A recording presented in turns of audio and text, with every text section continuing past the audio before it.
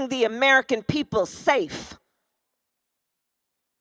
But yet we had a person who looks in the mirror, and that is where he informs his priority, instead of looking in the faces of the American people. And so we find ourselves in this moment of crisis, where in Ohio, we are looking at 1 in 10 families who is concerned that they don't have enough food to put on the table to feed their family. Where in Ohio, we are looking at 1 in 6 families that either could not or are concerned they cannot pay the rent by the end of the month.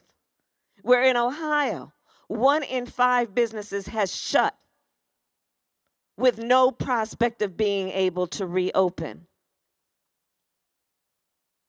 We are looking at a failure of an administration like we have never seen in the history of presidential administrations in our land. And from the public health crisis, we also have endured an economic crisis that is being compared to the Great Depression. Over 30 million people in just the last several months had to file for unemployment. Folks in Ohio and across the country have been driving to or standing in food lines for hours praying that by the time they get to the end of the line, there will still be food left. In America today, 1 in 5 mothers is describing her children under the age of 12 as being hungry. We're not covering it enough in the press, but we're in the midst of a hunger crisis in America. We're looking at the fact that almost half of American workers either work for a small business or own a small business. And those doors have been shuttered. But we have a Donald Trump who walks around and says, oh, we're turning the corner on this. He just said that this week. The nerve for him to think the American people aren't smart enough to see what's going on in their own families and neighborhoods, much less in what's going on in the country. And you know, on the economy, as on every other issue, there are 2 clear choices in this election. On the one hand, you have Joe Biden, who says, the way I measure the economy, if you want me to tell you how the economy is doing, then tell me how are working people doing in America. That's how Joe Biden measures the economy. How are working families doing in America? Which is why in a Biden-Harris administration, 1, taxes will not be raised on anyone making less than $400,000 a year, but it doesn't stop there. There will be middle-class tax cuts, but in addition, we know that folks need support, that working families should not and therefore will not in a Biden-Harris administration pay more than 7% of their income in child care. We know that one of the greatest ways that any American family achieves economic health and intergenerational wealth is through home ownership. So we will have, for every first-time home buyer, a $15,000 tax credit to help you with down payment and closing costs to be able to buy a home.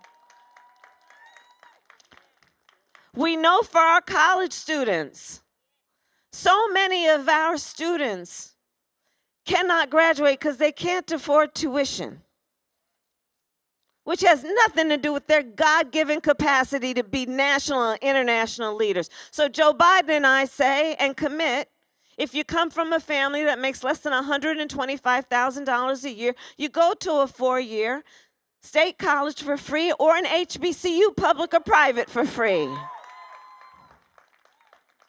And when you graduate, if you go on to take a job that is about public service, community service, the kind of jobs that pay less than $125,000, we will erase your debt.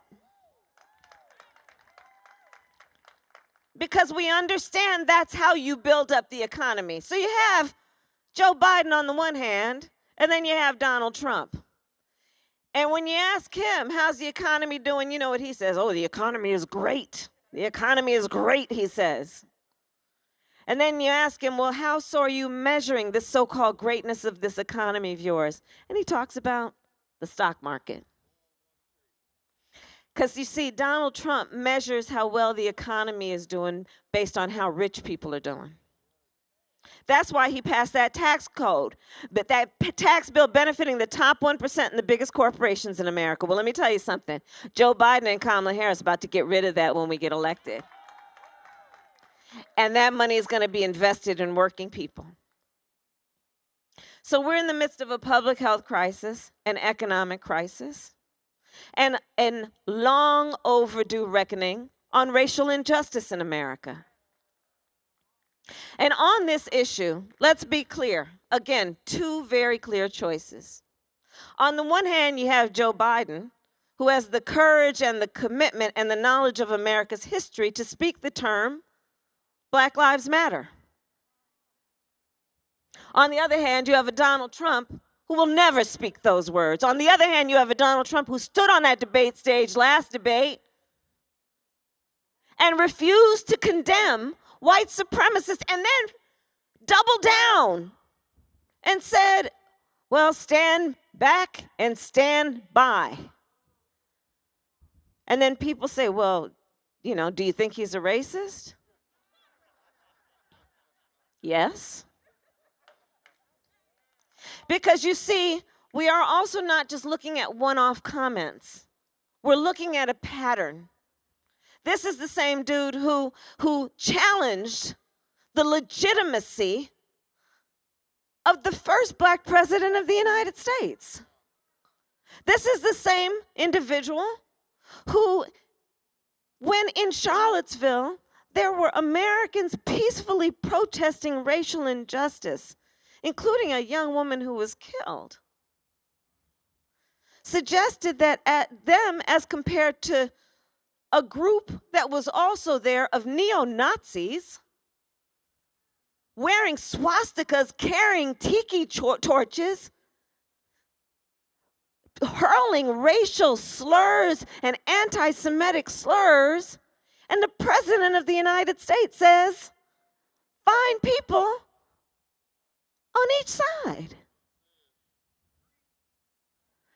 This is the same person who called Mexicans rapists and criminals, who, as his first order of business, one of the first, was to institute a Muslim ban. And so I tell you that in this election, we have clear choices. On the one hand, on this issue, someone in Donald Trump who has spent full time trying to sow hate and division and turn Americans against each other. And on the other hand, a Joe Biden who is so deeply and firmly committed to unifying and healing our country.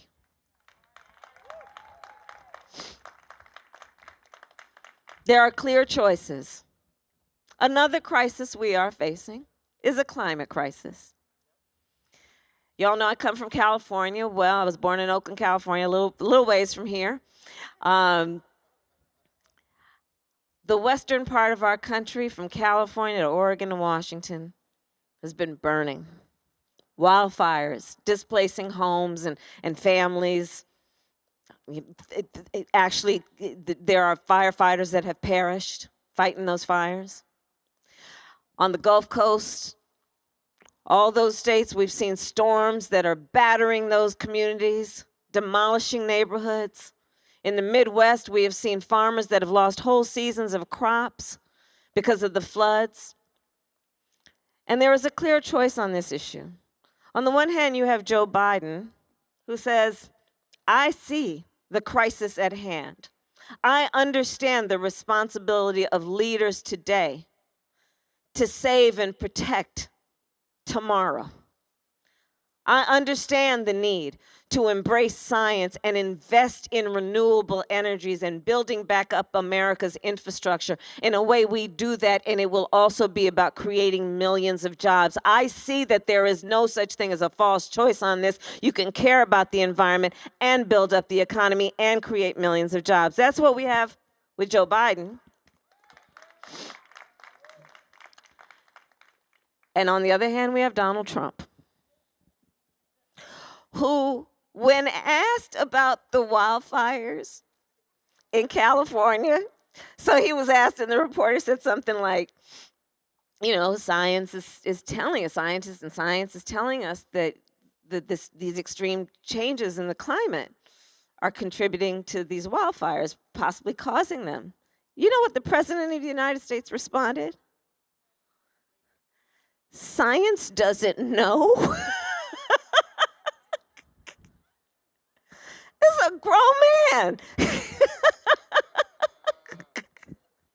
Science doesn't know. And if it weren't so funny, we might understand that we deserve better. We deserve so much better. The people of our country deserve so much better. And we can have better. And the election that is going to allow us to make that choice will end in 10 days. And I purposely said end because it has started. And as an aside, I will tell you, since I serve on the Senate Judiciary Committee, that is another point that Joe Biden and I have been making when it comes to this illegitimate process of trying to fill the seat of Ruth Bader Ginsburg by putting somebody on the court while the American people, by the tens of millions, have been voting. We're not talking about an election year or election season. We're literally talking about we're in the midst of an election. And yes, this election will be over in 10 days. And so before us is a choice. And we have a choice. And it is a clear choice. It is a choice about, as Joe Biden says, fighting for the soul of our nation. It is a choice about protecting our democracy, as battered as it has been in these last 4 years, but understanding that America's democracy will always be as strong as the American people's willingness to fight for our democracy. And we are clearly prepared to fight, and to fight for our ideals, and to fight knowing that those ideals, such as that phrase on the United States Supreme Court, equal justice under law, is worth fighting for. We know we haven't yet reached it, but we know that we can, as long as we are active like we are today, in making sure that we all participate and that we are seen and we are heard. So, a couple of points then. I've been this week, let's see, I was in Florida, in North Carolina. I've been all over the country, frankly. And I'll tell in Georgia, I was in Georgia yesterday. All over our country, there have been real attempts, and here in Ohio as well, to try and interfere with people's right to vote. And so I want to just talk for a moment about how I think about the voting process. There is a reason to vote for many of us, which has to do with honoring the ancestors. It has to do with honoring a great friend of Marcia Fudge and mine, John Lewis, and all of those who shed their blood on the Edmund Pettus Bridge, understanding that that fight was necessary to ensure that Black folks in America would be able to exercise their right to vote. It is honoring the ancestors. This year, we celebrated the 100th anniversary of the 19th Amendment and honored all those women, those suffragettes, who fought for our right to vote, while we also remembered that Black women couldn't vote until 1965. We honor the ancestors when we vote and their struggle, understanding that they taught us that this fight for civil rights and equality will never fully be won unless we, with each generation, fight to maintain and retain those rights.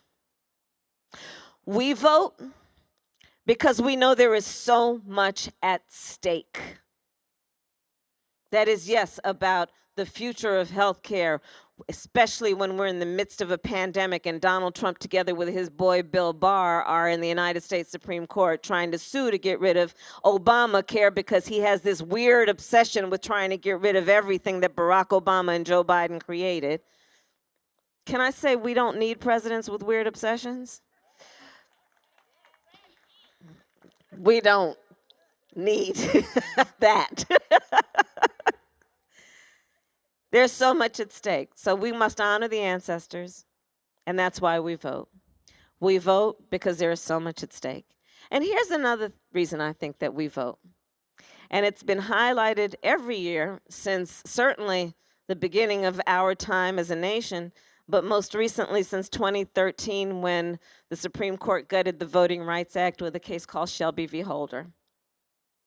Because you see, in 2013, after that case, almost 24 states enacted laws that were designed to suppress the vote of Black people, of people of color, of students, of indigenous brothers and sisters. So much so that in North Carolina, where I was this week, the Court of Appeal, when it reviewed what that state did, said that state passed a law that was written with, quote, surgical precision to prevent Black people from voting. We're seeing it around the country. We've seen that kind of attempt to obstruct the vote here in Ohio as well. And I say all this to say that in addition to honoring the ancestors, in addition to the issues that will be determined based on this election, the reason to vote also is this.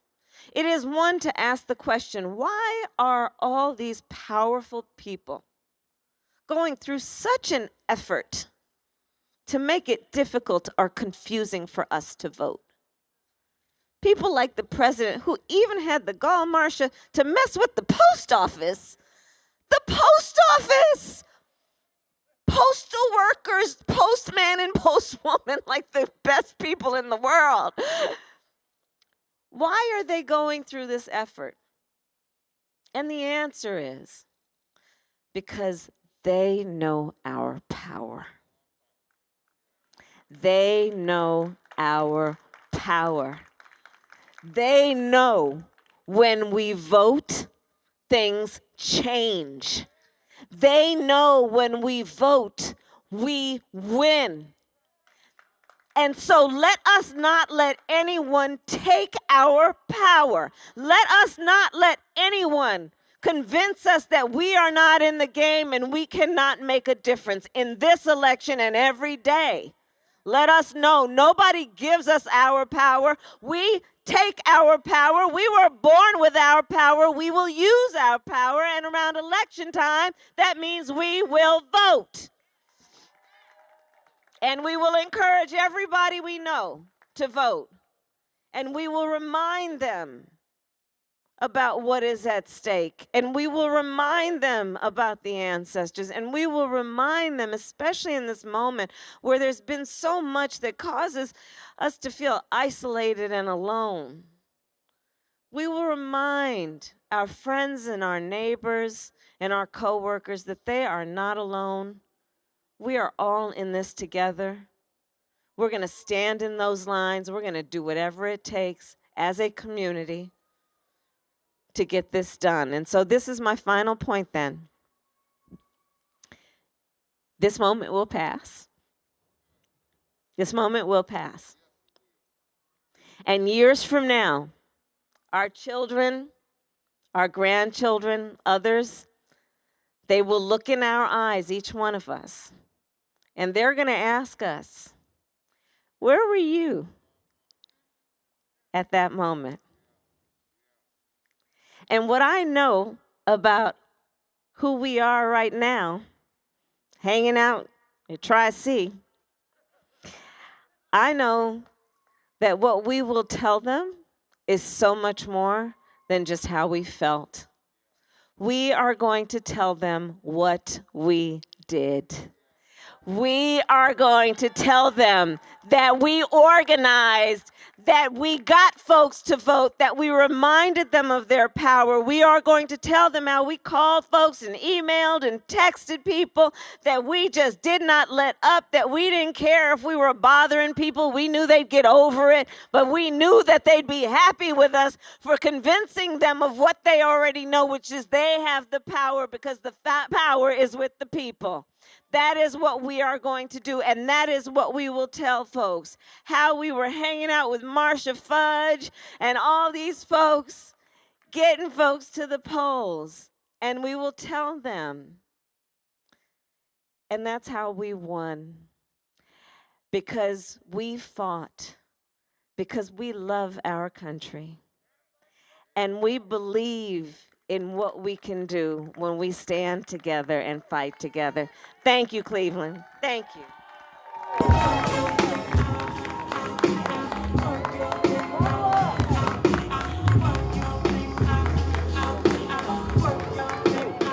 There's so many girls, I hear you've been running from the beautiful queen that you can be becoming. You can look at my palm and see the storm coming. Read the book of my life and see it overcoming. Just because the length of your hair ain't long, and they often criticize you for your skin tone. Wanna hold your head high, 'cause you're a pretty woman. Get your runway stride on and keep it going. Girl, live your life. Just want to be yourself.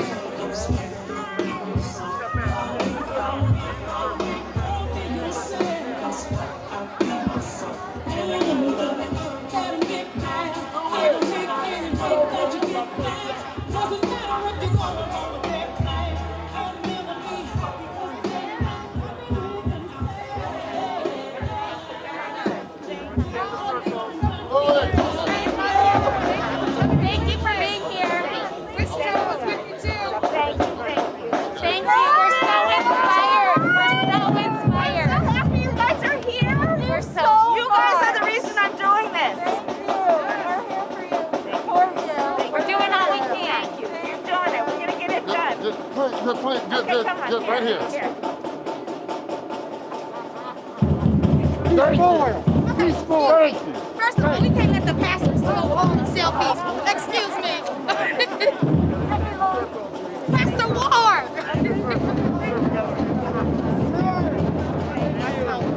Howard, I got it. All right.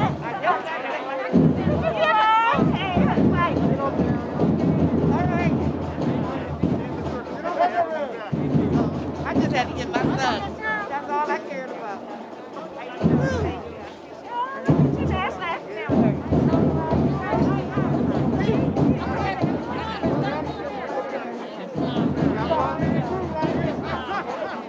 right. Put that phone down so I can get everybody.